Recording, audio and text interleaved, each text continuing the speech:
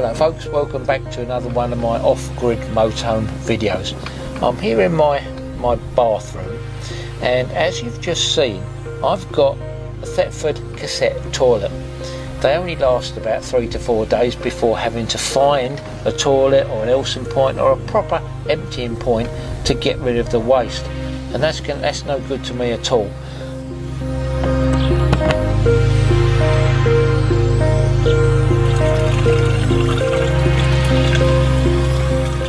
And I want something that isn't going to use gallons and gallons of water that these toilets seem to use. So every time I flush the toilet, it uses water, and with a tank capacity of 17 litres, that's 4 days, that's over 1,500 litres per year. And then of course there's all the mucking about you have to do when it comes to emptying the cassette. Now the cassette itself is pretty compact, but of course it's holding your wastes and everything and 17 litres of water, which means you've then got to lug it about and carry it all the way to the nearest emptying point, which if you're on a small campsite, it's normally a hike away. And it's normally hidden behind some gates or something, and you've got to sniff it out and find it, and then, and only then, can you empty it. So, compost toilet is. First thing is to remove the old Thetford toilet. Quite a few hidden screws, but I got it out eventually.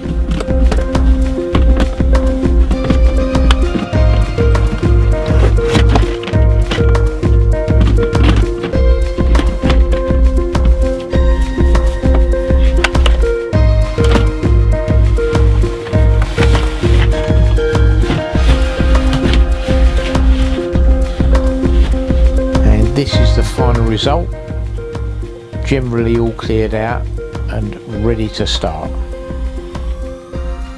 So what I've done is framed out the area where the toilet's going, and I'm making up some ply templates, making sure they fit before I cut the finished material.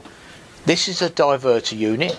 It diverts the solids and the liquids, so the solids go down to form the waste and the compost. The liquids you just throw away.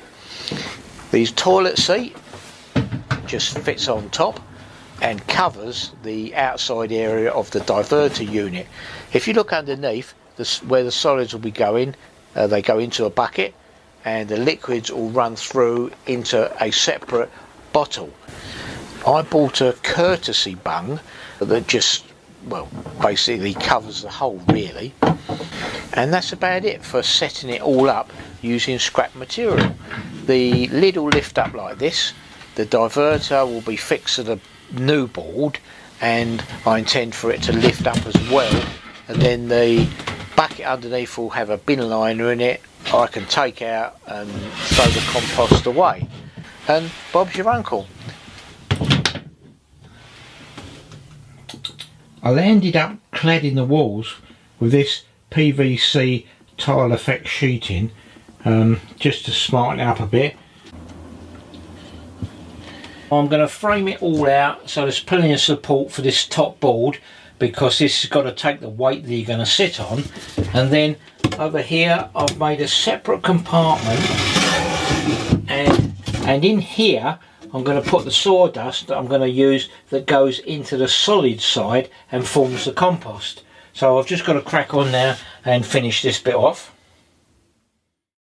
So I've got it all framed out now. That's the compost bucket in position, and over here in this section I'm going to have the urine collection bottle.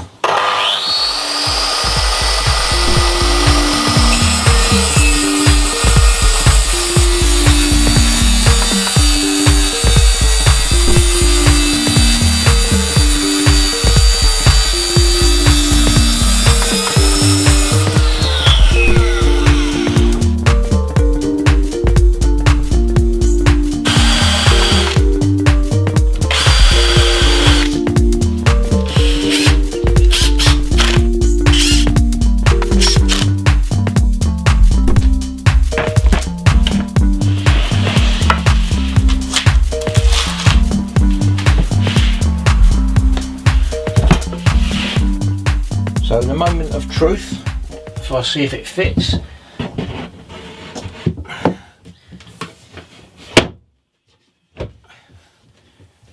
That's it. This is my sawdust compartment, and that's my compost department, and with the diverter and seat,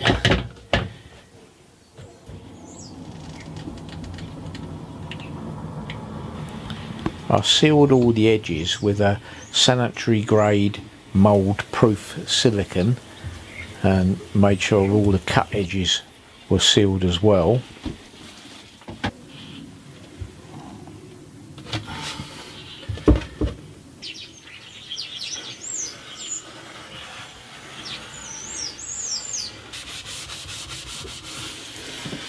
And finally a little bit of a clean off, and this is the end result of the outside of the toilet.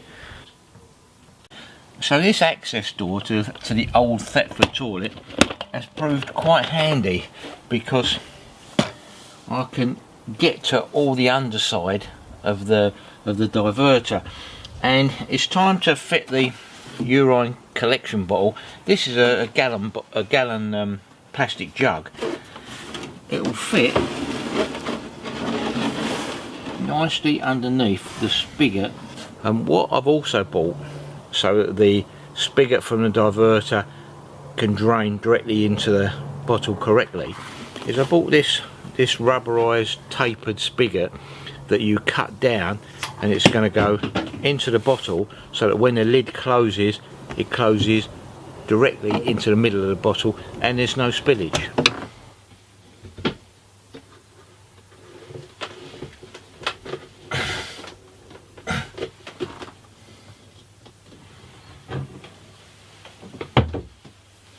And then to secure the bottle in place, I just used a batten and a piece of ply to hold it and stop the bottle slipping about or moving.